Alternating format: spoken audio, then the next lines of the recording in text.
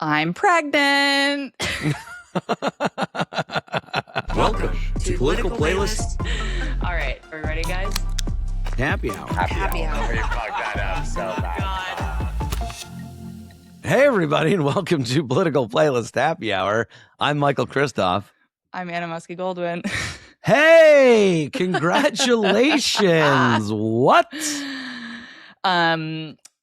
I'm pregnant, and it's relevant to today's episode, which is why I made that grand announcement. And I will just say that I've... Can I just say that's like the best cold open we've ever had? Yeah. Also, listener, to be clear, it's not mine. It is Anna and her husband Billy. Congratulations to them. That is we admittedly, Anthony and I have known for a little bit. Such good secret keepers. And we had to sign NDAs. And NDAs from Anna involved extensive paperwork and a terrifying death stare from her. That when she looks you in the eyes and tells you not to do something, it's almost like your soul has been grabbed and put in handcuffs. Wow. Okay. I love that setup. With that said, I'm going to be a great mom. Yeah, you're going to be such a good mom. You're so loving and warm, and which you are. All those things. I am 36 weeks pregnant, and I've had a lot of political thoughts over this pregnancy, which we will continue to dive into. But it felt really appropriate this week because not only am I 36 week pregnant, which is technically full term, although, we have a few more weeks to go until the due date, but I saw some really interesting news about one of our young politicians that felt so appropriate and correlated Anna, to my current life experience. Who is the politician on your playlist this week? We're going back to OG young politician Alexandria Ocasio-Cortez, because as you may have seen this week, AOC has started sharing her egg freezing journey via social media. And I will note that she's not the first young woman in Congress to be public about this. Representative Sarah Jacobs from San Diego also talked about freezing her eggs. AOC's taking it a step further, where she is documenting every single day on her Instagram stories of taking the injections, what she's feeling, talking about the different medications, talking about the insurance process, really lifting the veil on the process of egg freezing, which is something that more and more women are taking advantage of in the United States and around the world. And, shockingly to no one, has not become widely available to most people yet. Even AOC herself has to pay for it out of pocket because the insurance that members of Congress get does not cover elective egg freezing, which is what she is doing. Wow. Thank you, Mike Johnson. It's actually not Mike Johnson. I mean, it's really just the insurance system. So let me just talk about that first, because this is kind of interesting, and then we'll dive into her more personally. So, well, can I ask you a question? Yes. So I feel like what are eggs? So when you say egg,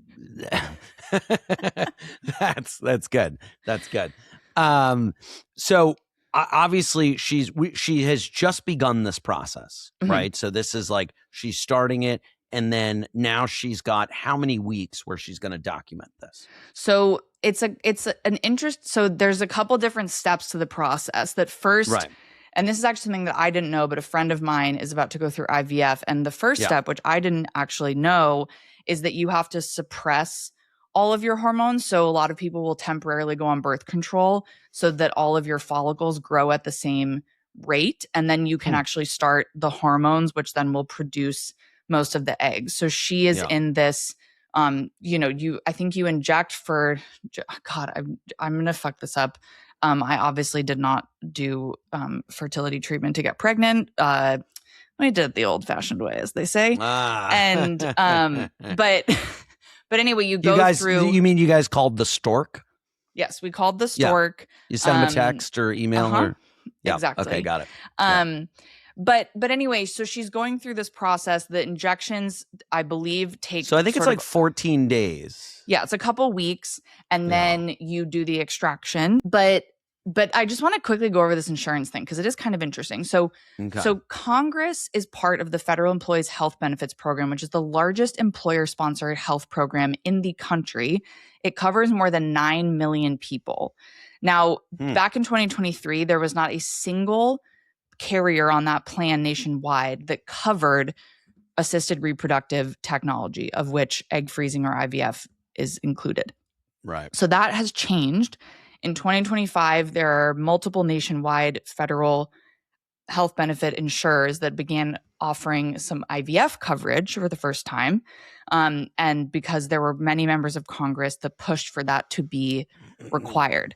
The caveat here, which applies to what AOC is doing, is that elective egg freezing, which is not tied to a cancer diagnosis or something like that, is still excluded. So she saved up money to pay.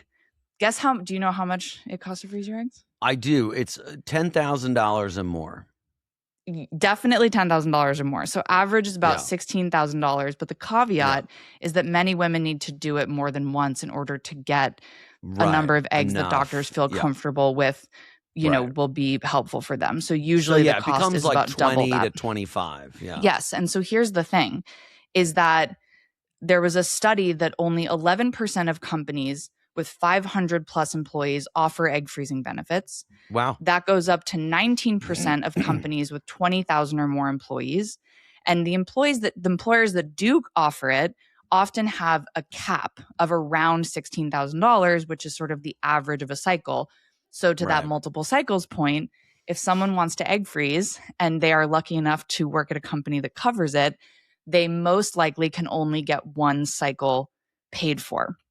The big exceptions to this are, unsurprisingly, companies like Google and Microsoft and Starbucks that offer much heftier financial compensation for things like egg freezing, which is a big reason why a lot of women want to go work there. And I have friends who have taken jobs at those companies specifically for their fertility benefits. Interesting. And by the way, their maternity leave benefits, which are also very good.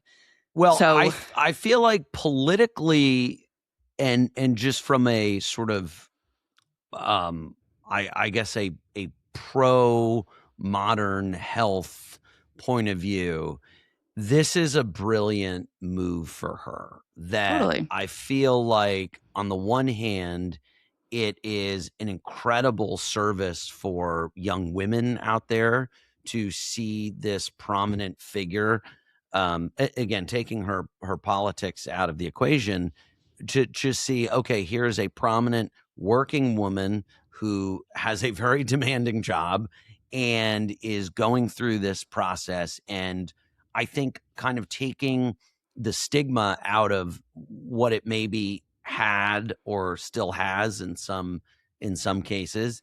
So I really applaud her for this because I think it's amazing.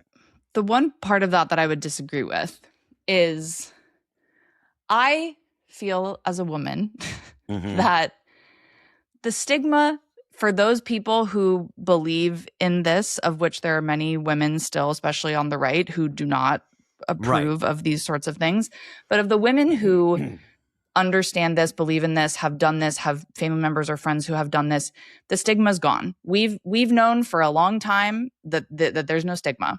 That's been, we're good. But what I think is so interesting is that by doing this so publicly, what it's allowing people to feel, and she's posted examples of this, of people like asking her questions and stuff like that, is that it is creating an environment where women can share their own experiences of infertility. And one of the most powerful things that she shared was this response from a woman who had DM'd her, who said that she was in her, I believe, early 40s. She had never had employer-covered fertility treatment.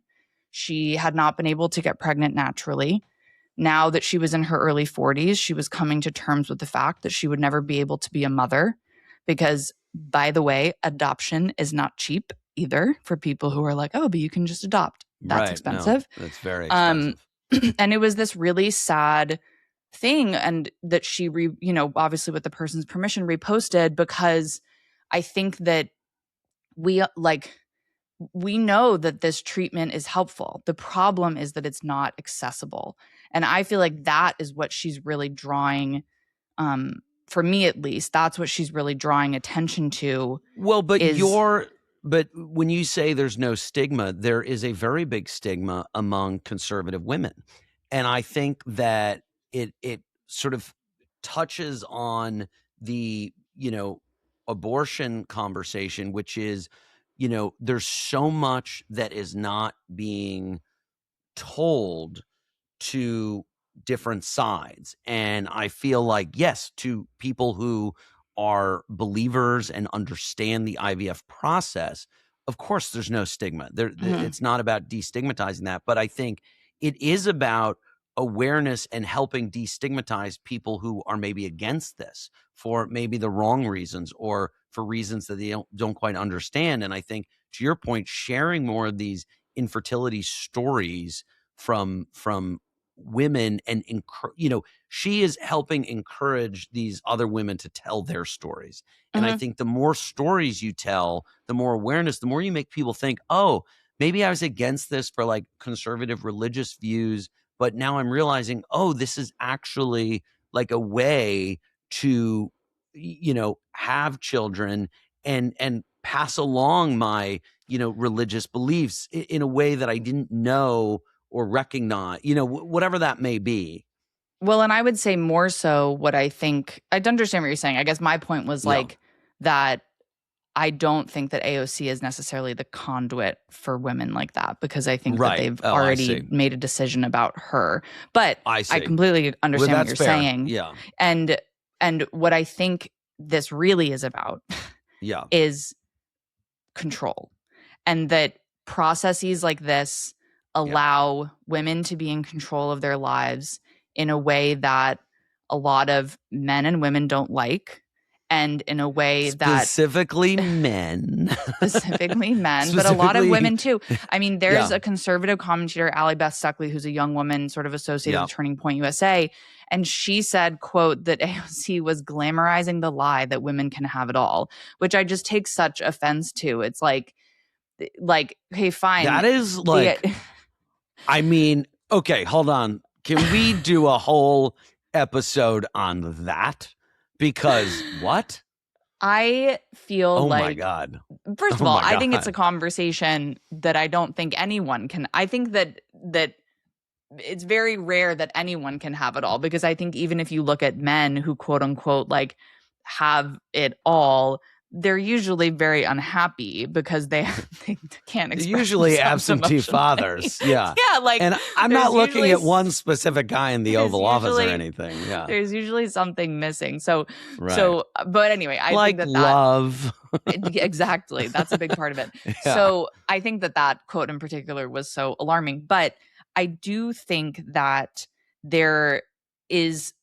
there's this element of control that a process like egg freezing or embryo freezing gives women that is destabilizing for mostly men, but also some women who feel uncomfortable with women having that much control over their lives.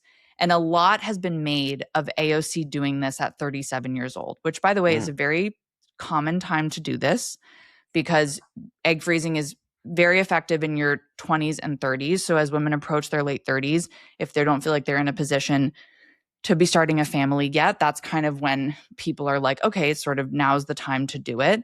I have many friends. And it's usually working professionals who have, demanding jobs or busy lives. And potentially higher aspirations in their career, which we can get to in a minute. But I have many friends who froze their eggs in their 20s, ended up not needing them in their 30s, but were happy that they did it and were able to do it, oftentimes through employers in their 20s. So there's a lot of different reasons that people go through this. And I think that what makes people specifically uncomfortable on the right, I think men not even necessarily on the right, but maybe who feel a little bit confused about the whole thing, maybe older men who are not as familiar with the process of egg freezing or IVF, that really where that discomfort comes from is the idea that we have an intervention that, similar to abortion, can give women control over their own timeline. And I will say there was I was watching her stories this morning, and in AOC's stories this morning, documenting, her daily egg freeze journey, she said something that I kind of, it resonated with me. She said that really what this is about is if people were asking her about like the haters and the people who are sort of being negative about this towards her. Mm-hmm. She said, really what that's about is men specifically who are trying to tell you to settle for a partner when you're in your 20s. That if you find the person you want to spend the rest of your life with genuinely when you're 20 years old and you have a child when you're 22, that's great, amazing. Like do your thing.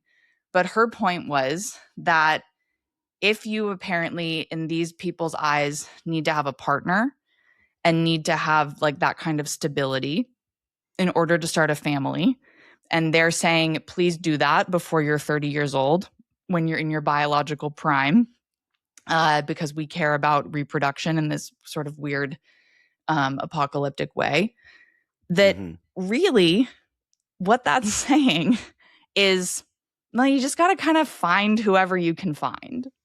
And oftentimes you might find a dud. It's like musical chairs. When the music stops, just sit down. Exactly. Yeah. You're not always going to get the best chair next to you. So I thought, and I just feel like as a woman who dated throughout her 20s, like that couldn't have been more true for me, that I think back and being like, whoa, if the thing that I was focused on was, holy shit, I need to find someone so that I can have a baby before I'm 30 years old, I would have done something very stupid. And I would have settled, I'm not saying for a bad person, but for someone who was not someone that I wanted to be with forever. Because again, in these people's eyes, you need the partner. It's a different thing of like, people can have kids, obviously on their own. But I thought that was kind of like a cheeky thing because it's true. It's like, if your requirement is you have to find a man who can be your provider and who can be the partner who's going to impregnate you before you're 30 so that you can procreate and have this, kind of nation that we dream of, like that's a lot of pressure on women. And by the way, it's also a lot of pressure on men who are young and, I think also would end up with people that, to our earlier point, would make them feel unhappy, which ultimately should be the goal of life in the majority of the time. I think that's why we're seeing divorce rates high. I think that's why we're seeing, a lot of people who get married and have kids far too young and then are unhappy 10, 20 years later. And, I'm curious, to the extent that you're comfortable sharing, did you at any point in your 20s or as your career started to really blossom, did IVF for you ever enter the equation? Was it something that like you ever thought about or felt you needed to do? You know what's interesting, and this was my unique experience, is that so I met Billy when I was 28, but like definitely wasn't like we're going to get married within a couple of years. Like I still felt very young at that time. And you're still very young. What are you, 29 now? Uh-huh. I'm 36. That's how you do it, listener. Yeah, good job. But no, so for me, honestly, and this was just my own personal journey. And I will share. So I had, for the majority, pretty much all of my late 20s, early 30s, I had an IUD, which is a form of birth control for men listening who don't know about these things. And when you have when you're on hormonal birth control, which I was on a hormonal IUD, it can be you can't really properly measure all of your fertility numbers. There's a couple that you can, but a couple that you can't. And my personal choice was I wanted to stay on birth control and not take the IUD out and put it back in, which, by the way, is not a comfortable process. I've heard it's very, very it's uncomfortable. Like, that's a whole other discussion about the pain that we we'll do an expect women to tolerate. But my personal choice was I don't want to go through the process of taking my IUD out, waiting for my cycle, doing the tests, putting my IUD back in. For my personality, that was an anxiety-inducing thought. And I had a gynecologist at the time who I really respected and liked. And we talked about, that stress is actually one of the large contributing factors to infertility or difficulty getting pregnant. And so for me, when I was in my late 20s, early 30s, thinking about, okay, maybe I've found the person that I eventually want to have a family with, even though it's not right now, going through that stress was, to me, going to be more detrimental than getting the exact numbers that would tell me if I should consider freezing my eggs or not. And so I didn't, and I'm grateful that I didn't need to. But that's not, everyone has their own decision making. And I would have had, through my union insurance, probably a cycle of egg freezing available, which many people did. Not 2, would have just been 1. Would not have been in a financial situation where I felt comfortable spending my own money on that, which I think is the case for a lot of people. And I feel like what became really interesting is, as more and more friends did decide to egg freeze or embryo freeze and whatnot, that you just see the availability gap of it. And I had a conversation actually with someone the other day whose company does not pay for it. Luckily, she's been very successful in her career and is able to pay for it herself. But, she's my age. She is in a relationship, but sort of a new relationship. And she's, was excited about it, kind of nervous about it. And it's just to know that it's an option if you have the resources or the insurance is great. But again, it's creating this economic gap for women and the ability to be in control. And it's the same thing we see with abortion limitations, that if you live in Texas and can afford to travel outside the state to get medical care, either elective or emergency abortion care, then you can afford to do that. But if you can't, and you are in the middle of a miscarriage, but your baby is not fully gone yet, your life could be in danger. And because you can't afford to leave the state, you could be in danger as well. Right. And so I think that unfortunately, we're going to continue to see an economic gap. And I think that's, to me at least, that's one of the more interesting things that AOC is highlighting in doing all of this, is how she feels grateful to do it and to destigmatize it and to share her journey. But how many people don't get the opportunity to be in control of their lives and be in control of their bodies in the way that they would hope to be? Well, I think it is worth speculating on sort of somewhat of a fun, gossipy level here. Some potential reasons that AOC is not looking to have a baby right at this moment in August of 2026. Why? Do we have some important dates? Do we have some important dates coming up here? Anna, what's the I would say, what's the calendar look like? I would say if we're looking at Senate or presidential nominee AOC, being pregnant or having an infant is probably a difficult ask. So, campaigns will start in about a year. Yeah. And now, what does it look like if she's president and she gets pregnant? Have we ever had a pregnant? We've never had a pregnant president for obvious reasons, because we've never had a have we president. ever had anyone have we ever had a first lady who was pregnant? A first lady? No, because I believe Usha Vance is the first second lady to ever have a baby in office. I mean, maybe if we go back to not modern history, there may have been first ladies who were pregnant. Yeah. I'm not sure. Okay. But I think in modern history, we've never had a baby born in the White House. Okay. Yeah, I mean, I think that's... No, wait a minute. John Jr., JFK Jr. Oh, was born when he was president? I believe so. Yeah. Oh, I didn't know that. Yeah. Yeah. Okay. Fact check yourself. Well, okay, born November 25th, 1960. So he had won, but he was not inaugurated yet. Was not inaugurated. Okay. Well, that'll still count. Yeah, I mean, I think it's really interesting. Look, this is just to that note of like a pregnant president. The whole argument, and she's talked about this in her stories, and women have talked about this ad nauseum. I can't even say it. Ad nauseum. Women are so dumb. Oh my God. Anthony, is that you? No, she's talked about this. I feel like we've talked about this a lot. Women are talking about this constantly. This idea that women are like too emotional to be in public office or too emotional to be president or whatever. This woman is injecting herself daily with hormones that are going to make her go on a real crazy roller coaster that I can tell you is real because I experienced it.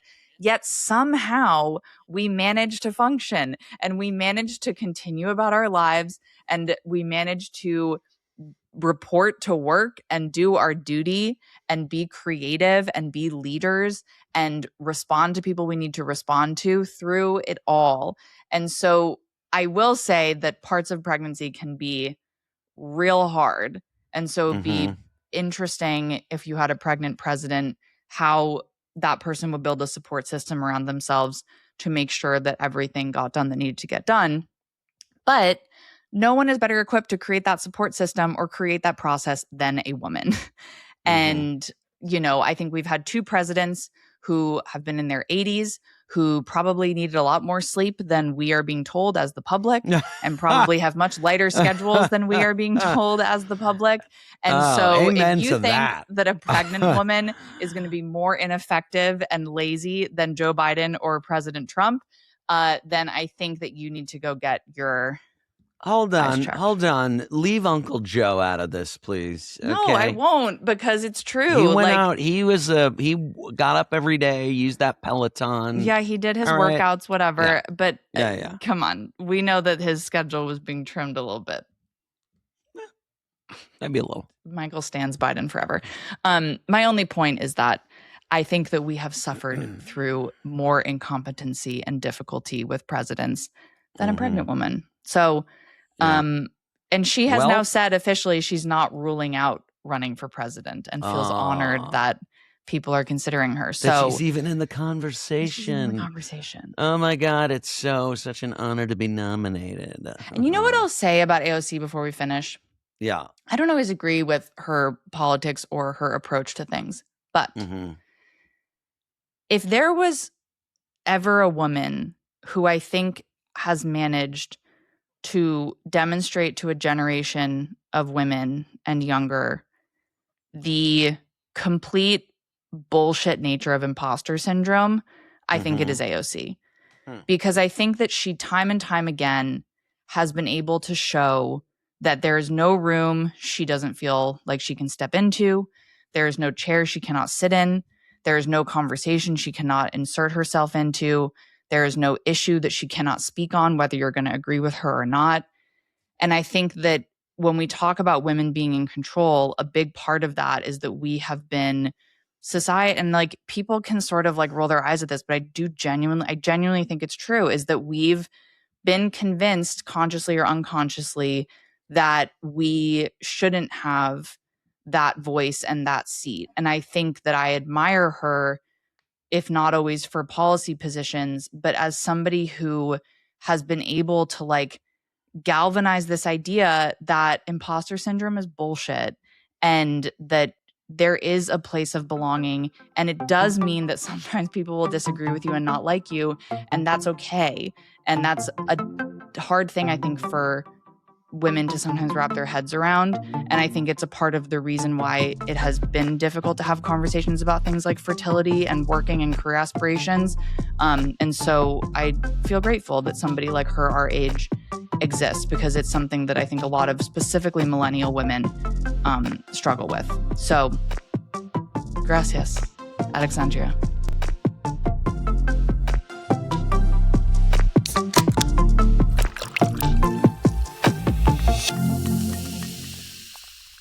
Hey, if you like what you heard, don't forget to like and subscribe wherever you get podcasts. Leave a comment. We read them. We love it. We are sensitive. But, if you don't like something or you want us to talk about something else, let us know.